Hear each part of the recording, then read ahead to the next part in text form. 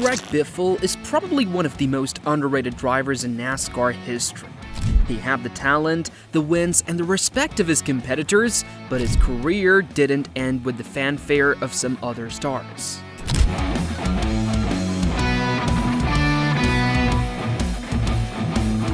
So, what happened? How did one of Roush Racing's best drivers go from contending for championships to stepping away from full-time racing? In today's episode of NASCAR Pulse, we take a deep dive into Greg Biffle's journey. Greg Biffle had a long and successful career in NASCAR, but like every driver, there came a time when he had to step away from full-time racing. His retirement was not sudden, it was a process that involved years of competition, countless challenges, and tough decisions. Biffle's career in racing started with small local races before he gained national attention. His journey was not easy, but his talent was undeniable. In the mid-1990s, he was dominating short-track races, winning an impressive 27 races in 1995 alone. His performances caught the attention of bigger teams, and soon, he was given an opportunity that changed his life. Moving from small local races to NASCAR's Truck Series was a major shift. When Biffle got his big break, he had to move to Michigan, not North Carolina, where most NASCAR teams were based. This was unexpected, but he adapted quickly.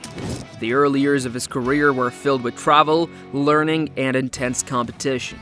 He proved himself quickly, winning races and earning respect in the racing world. His transition to NASCAR's top series, the Cup Series, was another big step. He joined Roush Racing and became one of the most consistent drivers on the track. Over the years, he won 19 Cup Series races, 20 Xfinity Series races, and 17 Truck Series races. His success made him one of the most respected drivers in NASCAR. But as time went on, things started to change. Roush Racing began to struggle, the competition was getting tougher, and the team was not able to keep up with the top organizations. Biffle remained loyal to Roush, but he could see that the team was not as strong as it once was. In 2016, after 15 years in the Cup Series, Biffle made the decision to step away from full-time racing. He did not announce an official retirement right away, but it was clear that he was moving in a different direction. The decision was not easy, but he felt it was the right time. For many drivers, retirement is a difficult transition. Racing is all they have known for most of their lives, and stepping away can feel strange. Biffle had spent decades traveling, competing, and pushing himself to the limit. Suddenly, he had to adjust to a different lifestyle. Despite stepping away from full-time racing, Biffle never completely left the sport. He made occasional returns to racing, including a win in the Truck Series in 2019 at the age of 49. This victory showed that he still had the skill and determination that made him a champion. Life after full-time racing gave Biffle more time for other interests. He had always been passionate about cars and mechanics, and retirement allowed him to focus on personal projects. He also spent more time with his family and enjoyed a slower pace of life. Even though he was no longer racing full-time, Biffle remained connected to the sport. He continued to follow NASCAR and stayed in touch with many people in the industry, and fans still appreciated his contributions, and he remained a respected figure in the racing world. Retirement did not mean the end of competition for Biffle. He still enjoyed racing in different forms, whether it was off-road racing or other motorsports events. Roush Racing was once one of the most dominant teams in NASCAR. It had some of the best drivers, strong cars, and a reputation for winning races. In the early 2000s, they were at the top, with multiple cars competing for wins every weekend. Biffle spent most of his career with Roush Racing. He was part of their team when they were winning races, and he also saw them struggle in later years. According to him, the team failed to keep up with advancements in technology. Other teams like Joe Gibbs Racing and Richard Childress Racing started using better methods, while Roush Racing was slow to make changes.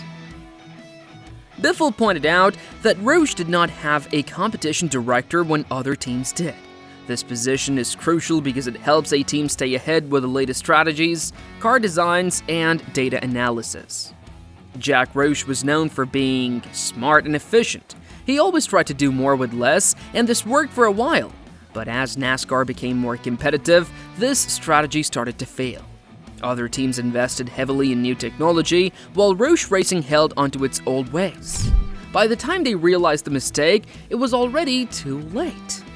Biffle also mentioned that Robbie Reiser, who was a key figure at Roush Racing, was put in charge of competition too late. When he finally got the role, the team did not give him enough support. Reiser was excellent at managing the shop floor, but the team needed more experts in technology to stay ahead. This lack of focus on new developments hurt their performance. In the early 2000s, Roush Racing had 5 strong cars competing at the front. They were one of the only teams to have so many cars performing at a high level. However, as time passed, other teams figured out how to improve their setups. Roush Racing continued to rely on old methods, and their cars became less competitive. Biffle recalled a time when Richard Childress Racing was struggling while Roush was at the top. But things changed because Childress invested in better technology and Roush did not. One of the biggest lessons from Roush Racing's decline is how important it is to adapt. NASCAR is a sport where technology plays a huge role. Small improvements in aerodynamics, suspension, and engine performance can make a big difference. Teams that fail to keep up with these changes will eventually fall behind. The importance of technology in NASCAR has grown significantly over the years. In the past, teams relied more on driver skill and mechanical knowledge. Today, data analysis, computer simulations, and wind tunnel testing are just as important as having a talented driver. Teams that invest in these areas have a better chance of winning races, and Biffle's comments shows a common issue in many sports and industries. Success in the past does not guarantee success in the future. Companies, teams, and individuals who fail to innovate will eventually struggle. In NASCAR, the difference between winning and losing can come down to fractions of a second. A small advantage in technology can be the key to victory. Biffle also spoke about the debate between driver skill and car performance. He believes that both are important, but having a fast car makes a huge difference. He mentioned that once a car is set up properly, almost any of the top 20 drivers in NASCAR can win a race. But getting the car into that position takes skill and teamwork. He explained that sometimes luck also plays a role in racing. A driver might have a bad pit stop, get caught in a crash, or make a small mistake that leads to a poor result, but in other cases, a driver can benefit from being in the right place at the right time. At one point, they were among the best in NASCAR, but their failure to keep up with new technology hurt them in the long run. Teams like Hendrick Motorsports and Joe Gibbs Racing have stayed at the top because they constantly evolve. One of the biggest turning points in NASCAR history was the introduction of new car models and rules. The Car of Tomorrow, introduced in 2007, changed how teams build their cars. Some teams adapted quickly, while others struggled. Later, the next-gen car, introduced in 2022, again shifted the competitive balance. Teams that invested in research and development had an advantage, while those that did not fell behind. The role of engineers and data analysts has also grown in NASCAR. Teams now use advanced computer programs to simulate races before they even get on the track. They analyze tire wear, fuel efficiency, and aerodynamics to find small advantages. Even a tiny improvement in these areas can be the difference between winning and losing. Jack Roush was a brilliant team owner who achieved great success. However, his reluctance to embrace change ultimately hurt his team. In contrast, someone like Rick Hendrick, the owner of Hendrick Motorsports, has always been willing to adapt.